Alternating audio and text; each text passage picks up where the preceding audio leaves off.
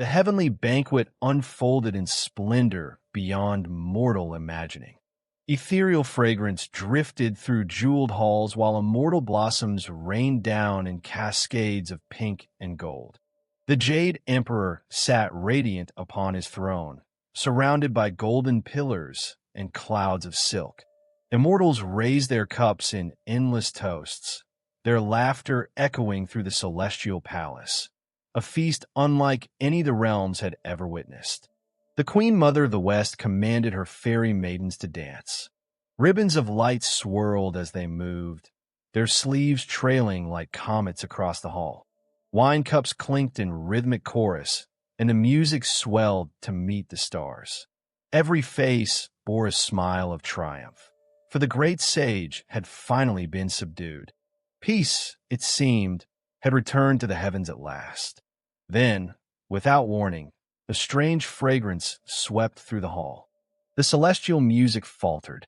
Every immortal lifted their head, inhaling deeply, eyes wide with wonder. Through the golden clouds above, a figure descended, ancient and radiant, bearing a sprig of divine Lingji mushroom. His head was long, his ears enormous, his body small and round. The old man of the South Pole, the star of longevity himself, had arrived. The star of longevity floated down upon a cloud of jade light. He bowed first before the Jade Emperor, then turned to the Buddha with hands pressed together. I heard the demon monkey had been taken to the Tushita Palace for refining, he said, his voice like a temple bell. I thought the matter settled, yet the creature escaped. Thanks to your divine power, he is vanquished at last. From his sleeve, the star of longevity produced his offerings, branches of purple lingji, clusters of jade-green immortal grass, and golden pills gleaming like miniature suns. He presented them to the Buddha with a deep bow. These are all I bring, he said humbly. May they honor your boundless wisdom.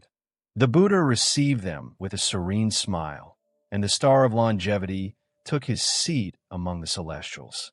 No sooner had the cups refilled than another presence entered the hall. The barefoot immortal strode in, his feet naked upon the clouds, his face beaming with reverence. He bowed before the Jade Emperor, then turned to the Buddha. Your mercy has saved us all, he declared. I have nothing worthy to offer, only these 2 magic pears and a handful of fire dates, grown in my own garden. He placed the fruits before the Buddha, pears that shimmered with inner light, dates that glowed like embers. May your years be as vast as the ocean, the barefoot immortal said. The Buddha accepted with gratitude, gesturing to his disciples Ananda and Kashyapa to gather every gift carefully. The offerings were stored away, and the Buddha rose to thank the Jade Emperor for the magnificent feast. The celestials drank until their faces flushed crimson and their words grew merry and loose. Cups overturned, laughter rolled through the hall like thunder. But then, a commotion at the gates. A patrolling spirit official burst in, kneeling breathlessly before the throne. Your Majesty, he cried. The great sage, he has pushed his head out from beneath the mountain. The hall fell silent. I turned to the Buddha. The Buddha did not stir. His expression remained utterly serene, as though a monkey escaping a mountain were no more troubling than a leaf falling from a tree. From within his sleeve, he drew forth a small paper talisman.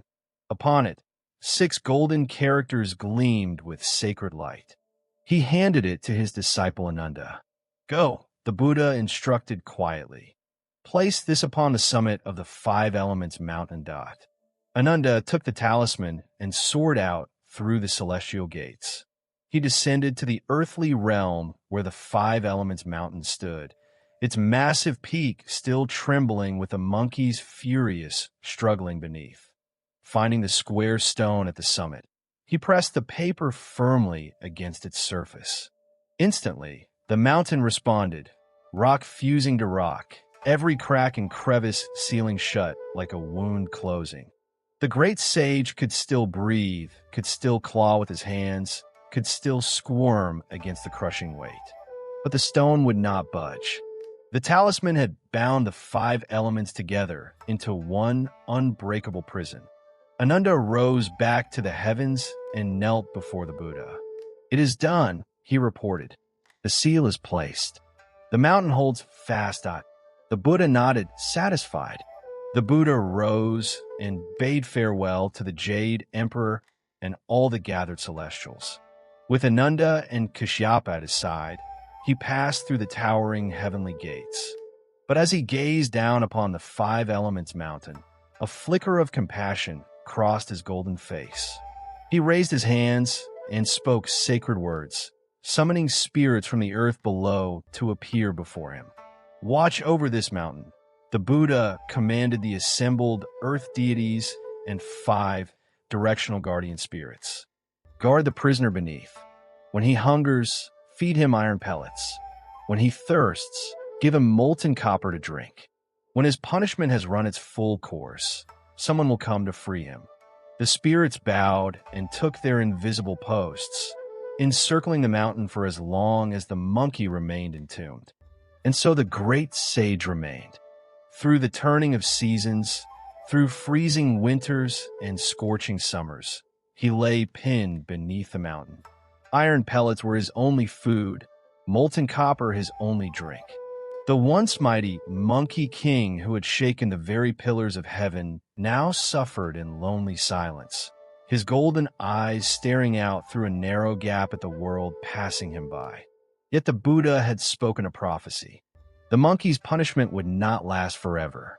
A day would come when his suffering had purified his restless spirit, when a holy monk from the Tang Empire would journey westward and hear a voice calling from beneath the stone. That monk would lift the seal, and the great sage would walk free once more, no longer a rebel, but a disciple of the way. 500 years would pass beneath that mountain of stone. 500 years of iron and copper, of silence and solitude, while dynasties rose and fell beyond the rock, until at last, a humble monk upon a white horse would pause upon a lonely road and hear